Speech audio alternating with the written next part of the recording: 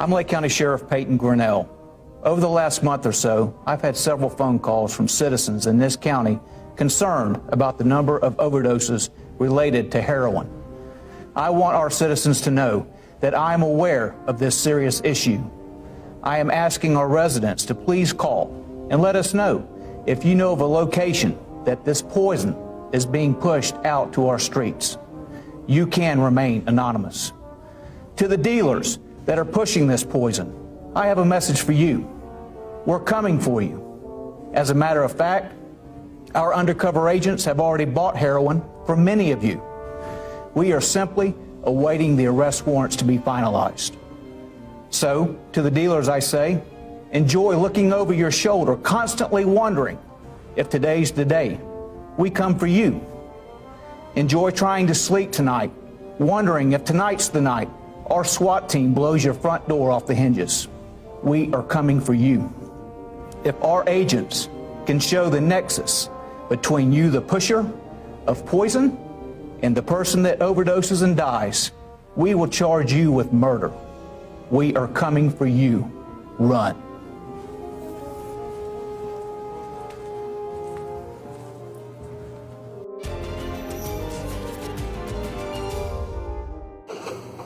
I think it's getting more and more difficult for apologists to make the case that Americans are not living under a police state. Watching that video immediately reminded me of press conferences held by a Filipino butcher, President Rodrigo Duterte.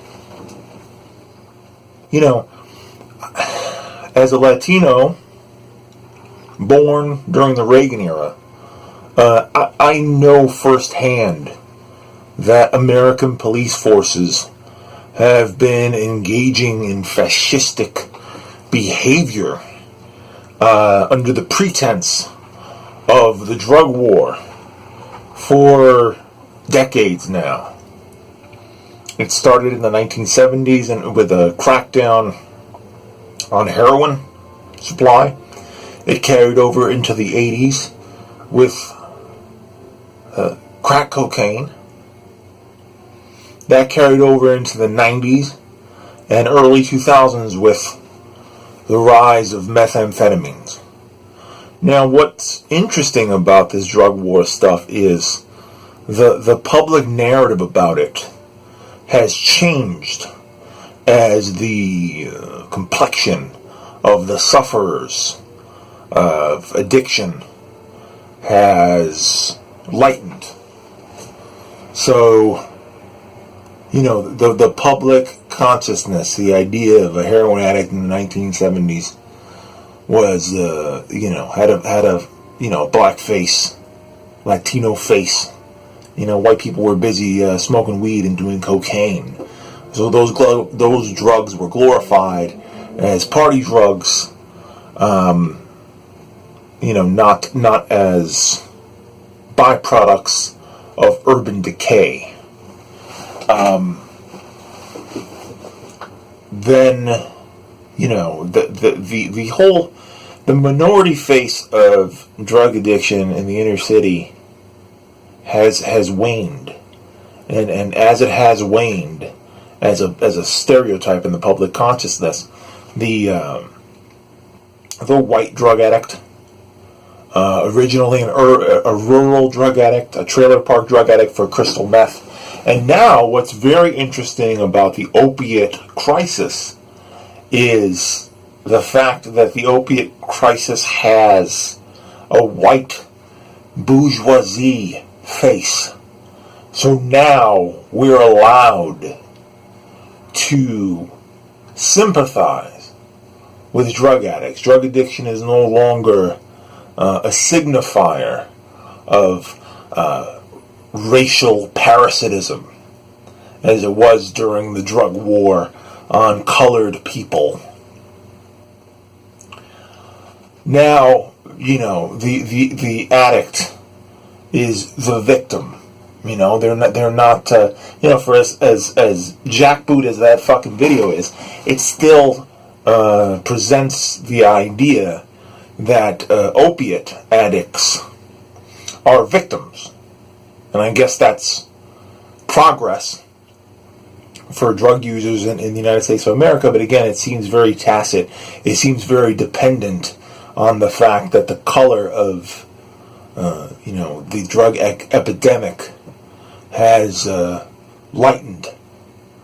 I've mentioned on this channel before that white privilege is about the benefit of the doubt. The benefit of the doubt that you don't have a gun during a traffic stop. The benefit of the doubt that you're, a drug addict in a tragic way rather than in some kind of a malignant, incurable way. That permeates public consciousness in the United States of America. And I always have to touch on this. I sympathize with any victim of addiction, regardless of what color they are. But I am somewhat put off by the idea, the fact that when drug addiction was tearing my community in the inner city, when people of color were suffering with this, the only remedy offered was incarceration.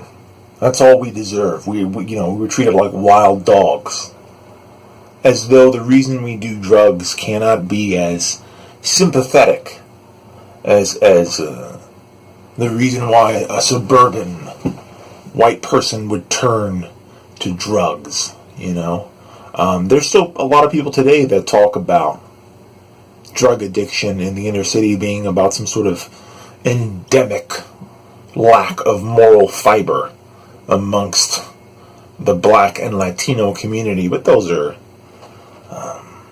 mostly conservatives and a lot of the reactionary types.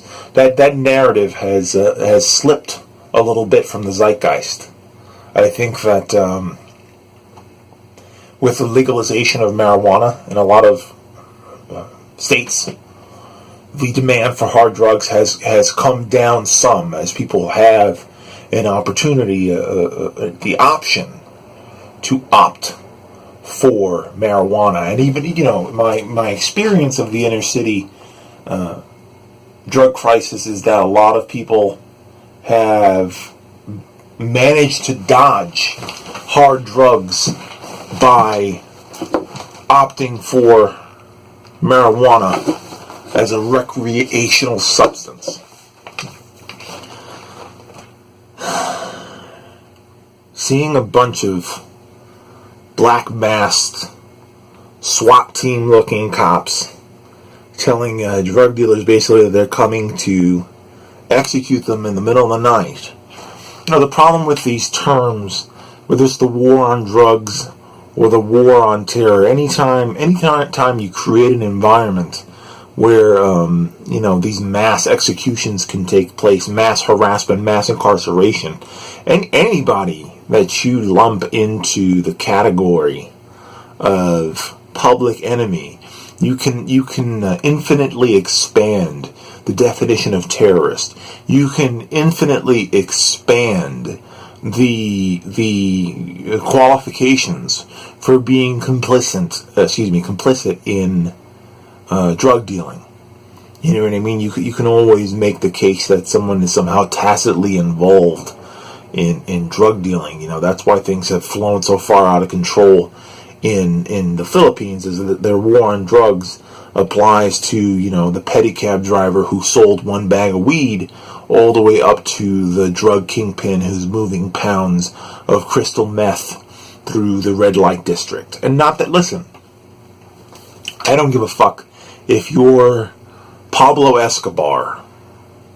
You have a right under the law to be arrested and taken in alive if it's possible.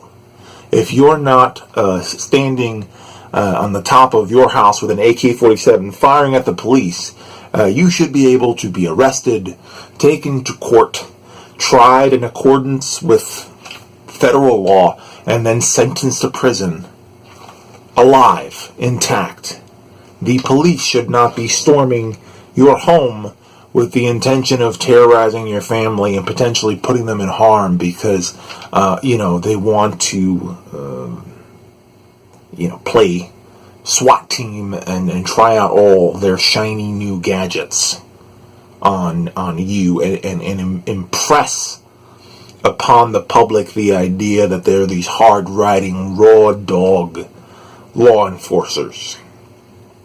So these, only if you have not lived in the America that poor people live in would you be shocked by this video of police standing around like Al-Qaeda making, mission statements about terrorizing and potentially executing, their political enemies that they term, drug dealers and terrorists and all that stuff. So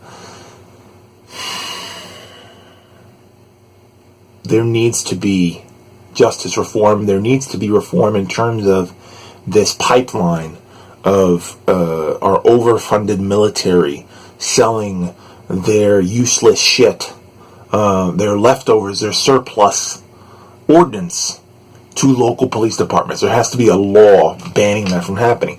We need the demilitarization of the police, and to an extent, in my opinion, I've always felt that a lot of the Scandinavian countries are wise to, at the very least, a lot of them don't allow cops to carry weapons on them. They have to actually take a moment to go to the car and access a gun. They don't have it on them so that they can immediately react. Even the UK, a lot of beat cops don't have firearms.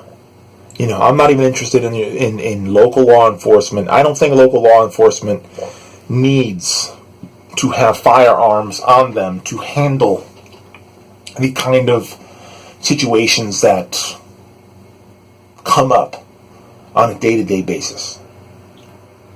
I think that cops can be safe without walking around carrying an AK-47 with a rocket launcher in the back seat of their car. But that's just me. I guess I'm a liberal moderate.